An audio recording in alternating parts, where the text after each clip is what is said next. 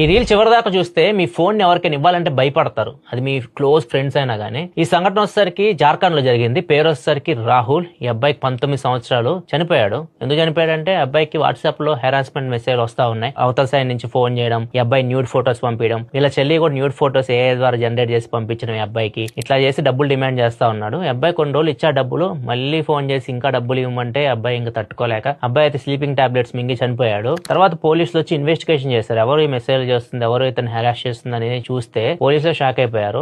ఈ అబ్బాయితో పాటు అబ్బాయితో చదువుకునే ఫ్రెండ్ ఉంటాడు కదా, అబ్బాయి పేరు సాహిల్. ఇతనితో పాటు చదువుకుంటూ ఉంటాడు. నార్మల్ మనం ఫ్రెండ్స్ కి ఇస్తుంటాం ఫోన్స్. అబ్బాయి ఏం చేశాడంటే ఈ అబ్బాయి ఫోన్ లోంచి ఫొటోస్, ఇతని చెల్లి ఫొటోస్ పంపించేసుకొని ఏ ద్వారా వాటిని న్యూడ్ గా జనరేట్ చేసి వీళ్ళకి ఫొటోస్ పంపించి ఫోన్ చేసి బెదిరిస్తా ఉన్నాడు వేరే నెంబర్ నుంచి. సో పోలీసులు అయితే ప్రెజెంట్ ఈ అబ్బాయిని అరెస్ట్ చేశారు, వీళ్ళ ఫ్రెండ్ ని. అండ్ పాపం ఈ అబ్బాయి ప్రాణం తిరిగి తీసుకురాలేం కదా. ఇట్లా జరుగుతున్నాయి, కొద్దిగా జాగ్రత్తగా ఉండండి. చాలా మంది ఫోన్స్ ఎవరు పడితే వాళ్ళకి ఇచ్చేస్తూ